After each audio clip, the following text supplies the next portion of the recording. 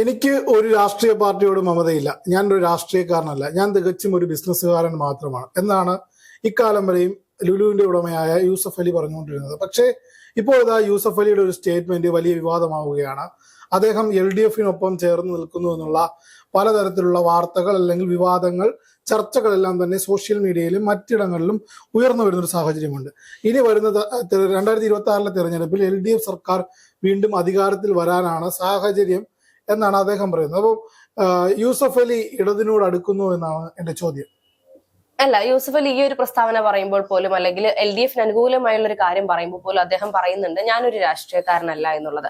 അത് ഞാൻ ഒരു ബിസിനസ്, ഇപ്പൊ ചേട്ടൻ തുടക്കത്തിൽ സൂചിപ്പിച്ചതുപോലെ ഞാൻ ഒരു ബിസിനസ്സുകാരനാണ്. പക്ഷേ എനിക്ക് മനസ്സിലായ കാര്യങ്ങളിൽ നിന്ന്, അല്ലെങ്കിൽ ഞാൻ ഇതുവരെ കണ്ട കാര്യങ്ങളിൽ നിന്നും എനിക്ക് തോന്നുന്നത് വീണ്ടും LDF തന്നെ അധികാരത്തിൽ വരും. ഈ ഒരു രീതിയിൽ അല്ലെങ്കിൽ ഇത്തരത്തിലാണ് അദ്ദേഹത്തിന് പ്രസ്താവന വരുന്നത്. അദ്ദേഹത്തിന്റെ ഈ ഒരു പ്രസ്താവനയ്ക്ക് ശേഷം മുസ്ലിം ലീഗാണ് ഏറ്റവും കൂടുതൽ അമ്പരപ്പെട്ട് നിൽക്കുന്നത്. കാരണം UDFിനെ സംബന്ധിച്ച് ഈ ഒരു തദ്ദേശ തെരഞ്ഞെടുപ്പാണെങ്കിലും നിയമസഭാ തെരഞ്ഞെടുപ്പാണെങ്കിലും അത്രയും ക്രൂഷ്യൽ ആയിട്ട് നോക്കിക്കാണുന്ന ഒരു തെരഞ്ഞെടുപ്പ്. ഈ ഒരു സാഹചര്യത്തിൽ ഇത്രയും വലിയൊരു ബിസിനസ്മാൻ മലയാളികൾക്കിടയിലേക്ക്, ജനങ്ങളിലേക്ക് നേരിട്ട് ഇറങ്ങിച്ചെന്ന, അല്ലെങ്കിൽ നേരിട്ട് പരിചയമില്ലെങ്കിൽ പോലും പലരുടെയും മനസ്സിൽ അത്രത്തോളം വലിയ സ്ഥാനം നൽകിയിട്ടുള്ള ഒരു ബിസിനസ്സുകാരനാണ് യൂസഫ് അലി.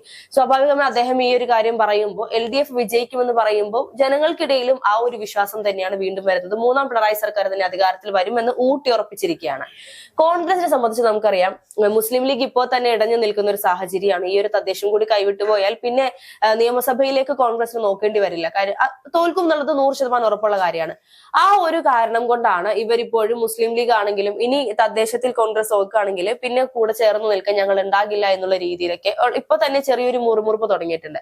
ഇതേ സമയത്ത് ഇപ്പോ യൂസഫ് അലി പറഞ്ഞതുപോലെ തന്നെയാണ് മുസ്ലിം ലീഗിന്റെ മറ്റൊരു നേതാവും കൂടി LDFിന്റെ അല്ലെങ്കിൽ LDF തന്നെ വീണ്ടും അധികാരത്തിൽ വരുമെന്ന് പരസ്യമായി പറഞ്ഞിരിക്കുന്നത്. കഴിഞ്ഞ ദിവസമായിരുന്നു ലീഗിന്റെ MP ആയിരുന്ന വഹാബ് ഇത്തരത്തിൽ പിണറായി അനുകൂലിച്ചുകൊണ്ടൊരു പ്രസ്താവന നടത്തിയിട്ടുള്ളത്. പിണറായി വിജയൻ തന്നെ അധികാരത്തിൽ വരുമെന്നുള്ള രീതിയിൽ. അതായത് മുസ്ലിം ലീഗിന് പോലും ഇനി കോൺഗ്രസ് അധികാരത്തിൽ വരുമെന്നുള്ള ഒരു കോൺഫിഡൻസ് നഷ്ടപ്പെട്ടു തുടങ്ങി.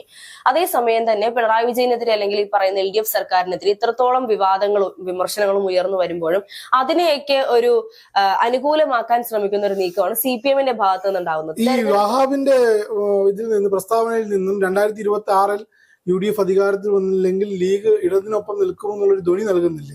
തീർച്ചയായിട്ടും അത് നമുക്ക് ലീഗിന്റെ തന്നെ മറ്റു പല നേതാക്കന്മാരിൽ നിന്നും നമുക്ക് മനസ്സിലാക്കാൻ സാധിച്ചിട്ടുണ്ട്. ഒരു സമയത്ത് ഈ പറയുന്ന പത്രിക, നാമനിർദ്ദേശ പത്രിക പുറത്തുവിട്ടപ്പോൾ അല്ലെങ്കിൽ സ്ഥാനാർത്ഥി പട്ടിക പുറത്തുവിട്ട സമയത്തൊക്കെ തന്നെയും ഇത്തരത്തിൽ തങ്ങളുടേതായ സ്ഥാനാർത്ഥികൾക്ക് തങ്ങൾ ആവശ്യപ്പെട്ട സീറ്റ് നൽകാതിരുന്നപ്പോൾ തന്നെ ഈ ഒരു ഭീഷണിയുടെ സ്വരം ലീഗിന്റെ ഭാഗത്തുനിന്ന് ചില കോണുകളിൽ നിന്നെങ്കിലും, എല്ലായിടത്തും നിന്നെങ്കിലും ചില കോണുകളിൽ നിന്നെങ്കിലും നമ്മൾ ഉയർന്നു കേട്ടിട്ടുണ്ടായിരുന്നു. അതിന് പിന്നാലെയാണ് ഈ പറയുന്ന യൂസഫ് അലിയുടെ ആണെങ്കിലും വഹാബിന്റെ ആണെങ്കിലും പ്രസ്താവനയിൽ പിണറായി അധികാരത്തിൽ വരുമെന്നും അതുപോലെ തന്നെ അവരോട് ചേർന്ന് നിൽക്കുന്ന, LDFിനോട് ചേർന്ന് നിൽക്കുന്ന ഒരു രീതിയൊക്കെ വരുന്നത്. ഞാൻ നേരത്തെ പറഞ്ഞതുപോലെ LDFിനെതിരെ ഇത്രയും വിമർശനങ്ങൾ വരുമ്പോഴും അതിനേക്ക് അനുകൂലമാക്കി മാറ്റിക്കൊണ്ട് തെരഞ്ഞെടുപ്പിന് കൃത്യമായ പ്ലാനിങ്ങോട് കൂടിയാണ് LDF മുന്നോട്ട് പോയിക്കൊണ്ടിരിക്കുന്നത്. തുടക്കത്തിലൊക്കെ നമ്മൾ കണ്ടിരുന്നു LDFിന്റെ ഭാഗത്ത് അല്ലെങ്കിൽ CPMന്റെ ഭാഗത്ത് സജീവമായ പ്രവർത്തനങ്ങളൊന്നും ഇല്ലാതെ ഒരു തളർന്ന അല്ലെങ്കിൽ ഒരു തണുത്ത ഒരു നീക്കങ്ങളായിരുന്നു തെരഞ്ഞെടുപ്പിനോടനുബന്ധിച്ച് CPMന്റെ ഭാഗത്തുനിന്ന് വന്നുകൊണ്ടിരുന്നത്. പക്ഷേ ആ സമയത്തൊക്കെ UDF കത്തി കയറുന്നത് നമ്മൾ കണ്ടു. പല മണ്ഡലങ്ങളിലും അല്ലെങ്കിൽ പല ജില്ലകളിലും UDFിന്റെ പല സ്ഥാനാർത്ഥികളും വാർത്താ മാധ്യമങ്ങളിൽ നിറഞ്ഞു നിൽക്കുന്നതും UDFിന് ഇനിയൊന്നും ഭയപ്പെടാനില്ല, ഇത്രയും വിമർശനങ്ങളും ഇത്രയും വിവാദങ്ങളും ഇടതിനെതിരെ വരുമ്പോൾ UDF അധികാരത്തിൽ വരുമെന്നുള്ളൊരു പ്രതീക്ഷ ജനങ്ങൾക്കിടയിലും അതുപോലെ UDF പാർട്ടിക്കിടയിൽ ഒരു ഓവർ കോൺഫിഡൻസ് ആയി ഉണ്ടായിരുന്നു. ആ ഒരു കോൺഫിഡൻസിനെ തല്ലി തകർത്തുകൊണ്ടാണ് ഈ പറയുന്ന രാഹുൽ മാങ്കൂട്ടത്തിൽ വിഷയം ഉയർന്നു വന്നതും UDFിനോട് തന്നെ പൊതുജനങ്ങൾക്ക് ഒരു താല്പര്യക്കുറവ് ഇപ്പോൾ, അതായത് നേതാക്കന്മാരുടെ ഭാഗത്തുനിന്ന് യാതൊരു രീതിയിലുള്ള നീക്കങ്ങളും രാഹുലിനെതിരെ ഉണ്ടാകുന്നില്ല എന്ന് പറഞ്ഞുകൊണ്ട് ഒരുപക്ഷെ CPMന്റെ കടുത്ത അസംതൃപ്തി ഉണ്ടെന്നാണ് പുറത്തു വരുന്ന റിപ്പോർട്ടുകൾ. അവസാന ഘട്ടത്തിൽ നമ്മൾ ചർച്ചയ്ക്ക് കയറുമ്പോൾ ആ കാര്യത്തിൽ കോൺഗ്രസിൽ നിന്ന് അല്ലെങ്കിൽ UDFിൽ നിന്ന് രാഹുൽ മാങ്കൂട്ടത്തെ പുറത്താക്കണം എന്നുള്ള തരത്തിലുള്ള വാർത്തകൾ വരുന്നു.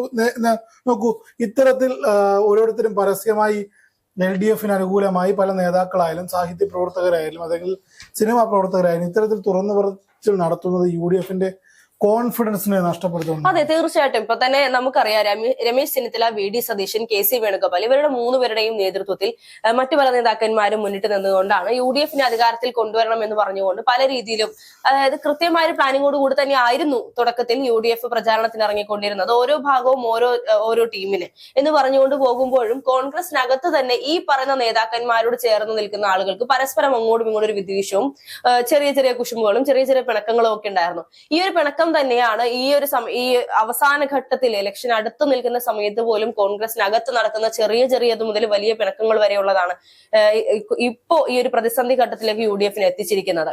നമുക്കറിയാം രാഹുൽ വിഷയവുമായി ബന്ധപ്പെട്ടാണെങ്കിലും അല്ലെങ്കിൽ LDF-നെതിരെ വന്ന വിമർശനങ്ങൾക്കൊക്കെ ആണെങ്കിലും UDF-നകത്ത് നിന്നുകൊണ്ട് തന്നെ പല നേതാക്കന്മാരും അനുകൂലിച്ചും പ്രതികൂലിച്ചും പറയുന്നുണ്ട്.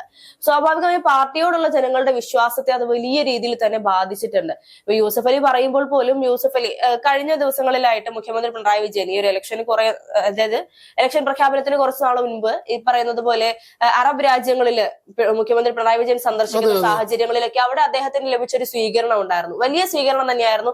അതായത് പ്രവാസി മലയാളികളുടെ ഒരു കൂട്ടം തന്നെ കേരളത്തിൽ നിന്ന് തീർച്ചയായിട്ടും. അതായത് ഈ വോട്ട് ചെയ്യാനായി നാട്ടിലേക്ക് എത്തുന്ന പ്രവാസി മലയാളികളെ സംബന്ധിച്ചിടത്തോളം യൂസഫ് അലിയുടെ കീഴിൽ ഒരുപാട് പേർ ജോലി എടുക്കുന്നുണ്ട്.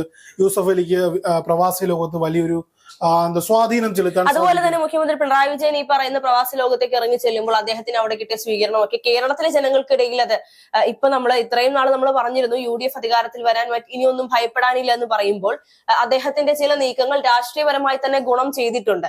അതുപോലെ തന്നെ ഇപ്പൊ ചേട്ടൻ പറഞ്ഞതുപോലെ യൂസഫ് അലിയെ സംബന്ധിച്ചാണെങ്കിലും ജനങ്ങൾക്കിടയിൽ ഒരു ഗുഡ് ഇമേജ് ഉള്ള അല്ലെങ്കിൽ ഒരു ദൈവതുല്യമായ പ്രവാസി വോട്ടർമാർക്കിടയിൽ പ്രവാസികൾക്കിടയിൽ ഇത്തരത്തിൽ വലിയൊരു ഇമ്പാക്ട് ഉണ്ടാകും. പ്രവാസികൾ കൂട്ടത്തോടെ വോട്ട് ചെയ്യാൻ LDF-നായിട്ട് എത്തൂ എന്നൊരു ധ്വനി അതിൽ നിന്ന് നൽകാൻ സാധിക്കും. ഇതൊക്കെയാണ് അതിൽ മുന്നിൽ കണ്ടിട്ടുള്ളത്. അപ്പോൾ അതിന്റെ ഇപ്പൊ നേരത്തെ ഹർഷ പറഞ്ഞതുപോലെ കഴിഞ്ഞ കുറച്ച് നാളായി ദുബായ്, ബഹ്റൈൻ അല്ലെങ്കിൽ ആ മേഖലകളിലൊക്കെ യാത്ര ചെയ്യുന്നത് ഇത്തരത്തിലുള്ള പ്രവാസി വോട്ടർമാരുടെ വോട്ട് ഷെയർ വർദ്ധിപ്പിക്കുന്നതിൽ മുഖ്യമന്ത്രി അവരെ നേരിട്ട് കാണുക. പ്രവാസി ഇപ്പം ഞാനും ഹർഷയും ഇപ്പൊ ഓസ്ട്രേലിയയിൽ താമസിക്കുന്നു. അവിടെ നരേന്ദ്രമോദി വരുന്നു. നരേന്ദ്രമോദി വരുമ്പോൾ നരേന്ദ്രമോദി എടുത്ത് നമുക്കൊരു അനുഭവം തോന്നും അല്ലേ? വന്നിരിക്കുന്നു. അതേപോലെ പിണറായി വിജയൻ വരുന്നു. അപ്പോൾ ഇത്തരത്തിൽ അവരെ നേരിട്ട് കണ്ട് അവരുടെ കൂടെ യോഗങ്ങൾ പങ്കെടുക്കുകയൊക്കെ ചെയ്യുമ്പോൾ അത്തരത്തിലുള്ള ഒരു മെസ്സേജുകൾ നൽകുന്നുണ്ട്. എന്തായാലും യൂസഫ് അലിയുടെ വാക്കുകൾ കേരള രാഷ്ട്രീയത്തിൽ എത്തരത്തിൽ പ്രതിഫലിക്കും, അതിന്റെ ചുവട് പിടിച്ച് ഇനി എന്തൊക്കെ വിവാദങ്ങളും വിമർശനങ്ങളും ഉയരുമെന്നുള്ളത് ഇനി വരും കാലങ്ങളിൽ അറിയാൻ കഴിയും.